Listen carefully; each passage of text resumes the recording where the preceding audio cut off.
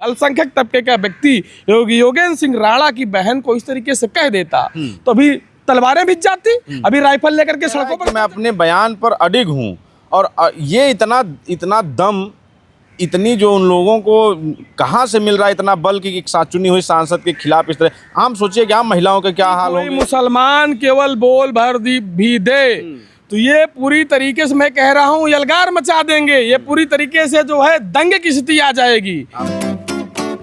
Samajwadi party की सांसद इकरा हसन इन दिनों सुर्खियों में है। सुर्खियों में पहले वो एडीएम से लेकर, एडीएम ने कहा कि गेट आउट अपने कार्यालय से उन्होंने बाहर किया, वो मामला ठंडा भी नहीं हुआ था। तो उससे पहले करणी सेना के राष्ट्रीय उपाध्यक्ष उपेंद्र राणा नामक जो है व्यक्ति ने इकरा हसन पर इस तरह की अमर्यादित टिप्पणी की, जो एक महिला सांसद तो छोड़ दीजिए, किसी एक महिला के लिए भी अशोभनीय है। उसने कहा कि खूबसूरत, अभी कुंवारी हैं इकरा हसन और मैं भी खूबसूरत हूं और वो मुझसे निकाह कर लें, कबूल कबूल कबूल करते हुए उसने कहा कि मैंने अपनी पत्नी से भी इजाज़त ले ली है, मेरे पास गाड़ी है, बंगला है, घर है।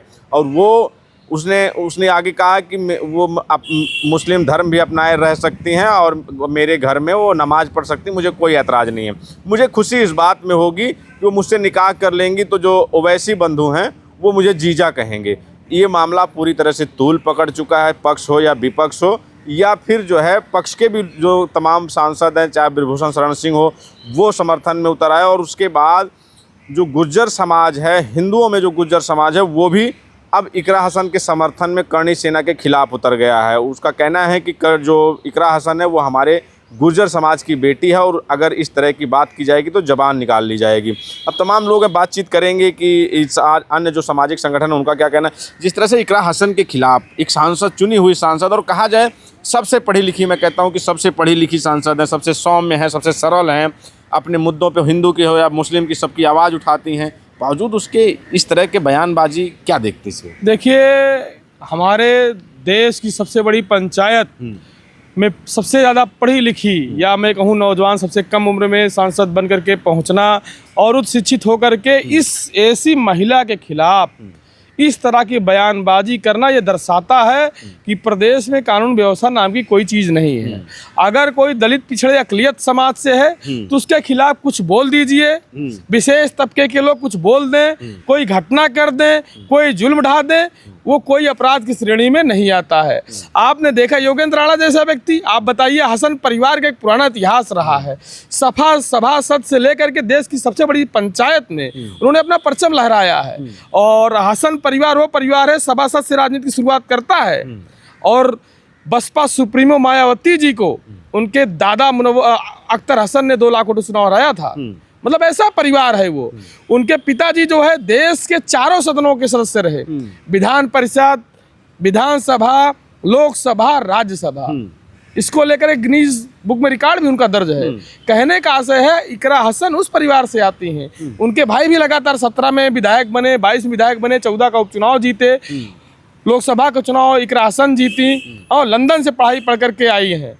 तो उनके खिलाफ इस तरह के बयानबाजी करना यह दर्शाता है कि यह जो मनुस्मृति को मानने वाले लोग हैं, ये जो है पूरी तरीके से देश में जाति धर्म के नाम पर जहर घोलना चाहते हैं। वही कह रहा हूँ कि आपने उस परिवार, हसन परिवार का इतना स्वर्णिम इतिहास है और ऐसे लोगों पर, ऐसी सांसद पर इस तरह की अमर्यादित टिप्पणी कर देना, और उसके बाद भी वो ये कह रहा है कि मैं अपने बयान पर अडिग हूँ।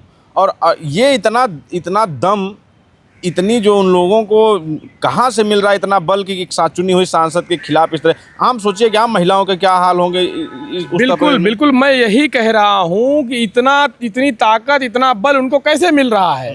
प्रशासन का, जब शासन और प्रशासन में बैठे लोग जब जाति देखकर कार्रवाई करेंगे, इकरा हसन जाहिर सी बात है गुर्जर समाज से आती हैं, पिछड़े तबके की महिला हैं और सांसद हैं, उनके साथ इस तरह की अमर्यादित टिप्पणी कर सकते हैं। और ऐसे लोग कह रहे हैं जो हमेशा जाति धर्म के नाम पर जहर घोलने का काम करते हैं।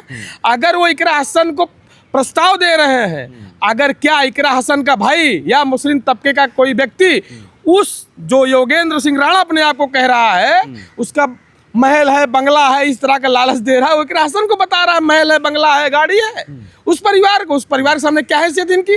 अगर कोई अल्पसंख्यक तबके का व्यक्ति योगेंद्र सिंह राणा की बहन को इस तरीके से कह देता तो अभी तलवारें भिज जाती, अभी राइफल लेकर के सड़कों पर उतर जाते ही है।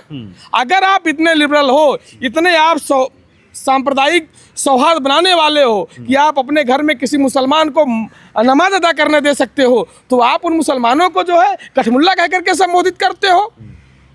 आप वो कोई कार्यक्रम करते हैं या उनके खिलाफ जब जुल्म होता है तो आप कठमुल्ला कहते हो, आतंकवादी कहते हो, तब आप लिबरल नहीं रहते हो।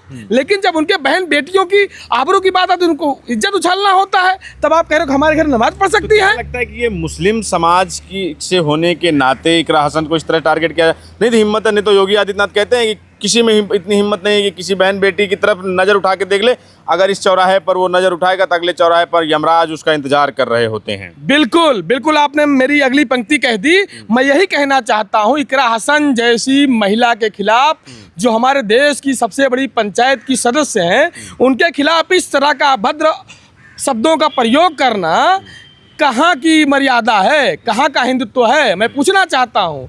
अगर ओवैसी इकरा हसन को शादी प्रस्ताव दे करके ओवैसी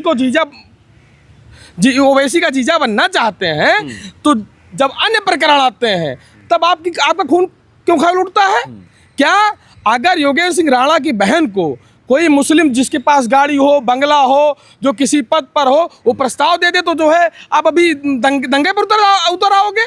और इस प्रशासन को जो है अभी तक आपको ज्ञात होगा कोई एफआईआर नहीं दर्ज हुआ है, कोई प्राथमिकी नहीं दर्ज हुई है, क्योंकि योगी जी के सजाती लोग हैं। आप लोगों ने देखा नहीं रामजी लाल सुमन के खिलाफ किस तरीके से राइफल बंदूक लेकर के जो सड़कों पर उतर आए लोग, लाखों लोग असलहे का प्रदर्शन किया, भीड़ की। मैं इसी सवाल पे आ रहा था। मेरा सवाल यही है कि ये करनी सेना और भी संगठन है पूरे देश में, लेकिन ये करनी सेना को इतनी छूट क्यों है कि वो पहले रामजी लाल सुमन पे आगरा में जाकर नंगा नाच करते हैं, तांडव करते हैं, तलवारें लहराते हैं, फिर उसके बाद जो अखिलेश यादव को गोली मारने की धमकी भी उसी आगरा में दी जाती है करनी सेना के द्वारा।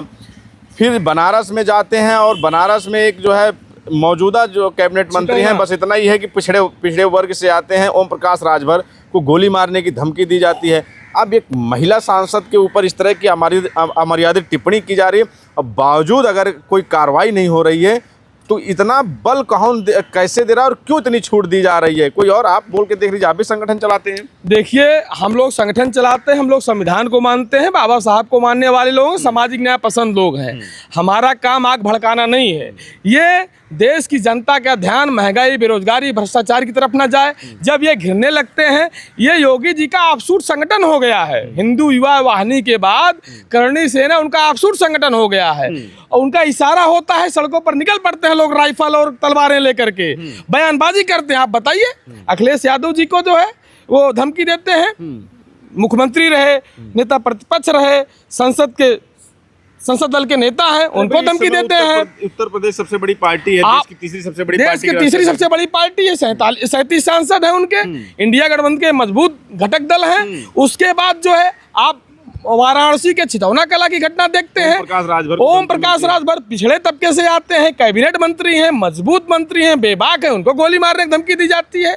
ये कौन लोग हैं? इनको इतना बल कहाँ से मिला हुआ है? मैं मुख्यमंत्री योगी आदित्यनाथ जी से पूछना चाहता हूँ, क्या इस प्रदेश में दलितों पिछड़ों के खिलाफ बयानबाजी करने के लिए, उनको धमकी देने के लिए, उनका दमन करने के लिए आपने छूट दे रखी है?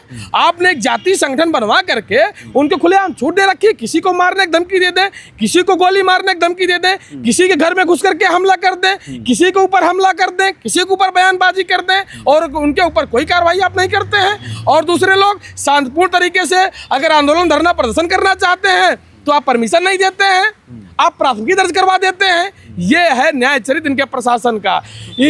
इनका जुमला था बेटी बचाओ बेटी पढ़ाओ। अगर बेटी बचाओ बेटी पढ़ाओ कि अगर सच्चे हिमायती हैं तो मैं इनसे पूछना चाहता हूँ, इकरा हसन के खिलाफ इस तरह का जो है अश्लील अभी टिप्पणी करने वाला योगेंद्र राणा के ऊपर अभी तक इन्होंने क्या कार्रवाई की?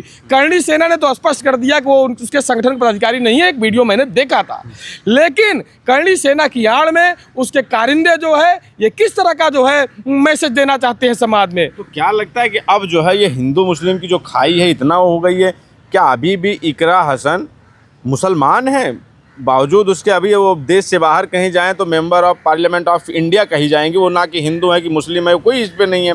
यहाँ पर सिर्फ जाति और धर्म के नाम पर कि वो चुनी हुई सांसद पर इस तरह की टिप्पणी हो जा रही है।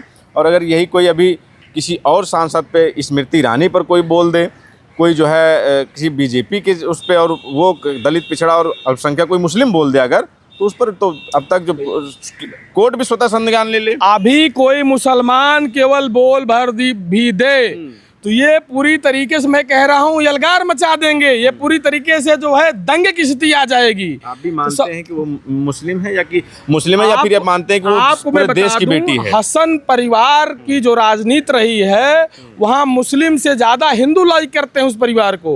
और जो इस्लामोफोबिया फैला करके बीजेपी ने रखा है, मुस्लिमों के खिलाफ जिस तरीके का माहौल बना के रखा है, वो कैराना में लागू नहीं होता है। आप जाकर के देख लीजिए, इकरा हसन को जहाँ तक मैं जानता हूँ, हमारी दिल्ली मुलाकात भी हुई है, हमने देखा है उनसे ज्यादा हिंदू मिलने आते हैं। अरे और गुजर समाज उतर आया है, गुजर कह रहा है कि हमारी बेटी है, हमारी बेटी है। उन्होंने आधिकारिक बयान दिया है कि बयान देने वालों को बर्दाश्त नहीं किया जाएगा। तब करणी सेना बैकफुट पर आई है।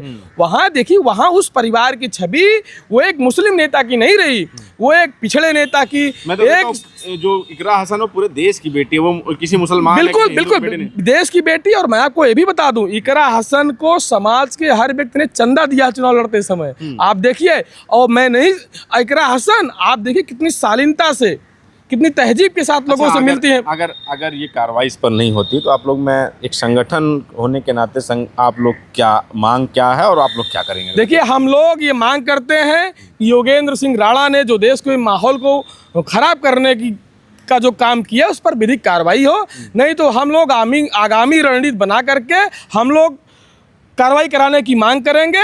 और इकरा हसन जी के साथ हम लोग मजबूती से खड़े हैं। जो भी सामाजिक न्याय पसंद लोग हैं, दलित पिछड़े अल्पसंख्यक समाज के लोग हैं, या मैं कहूँ जो न्याय पसंद अगले तबके के लोग भी हैं, वो भी इकरा हसन जी के साथ खड़े हैं। योगेंद्र राणा को चेतावनी, योगेंद्र राणा को ये चेतावनी अपनी हैसियत समझ लेनी चाहिए और उस हिसाब से बयान देना चाहिए कि देश का और समाज का माहौल ना खराब हो, सांप्रदायिक सौहार्द कायम रहे। ठीक है।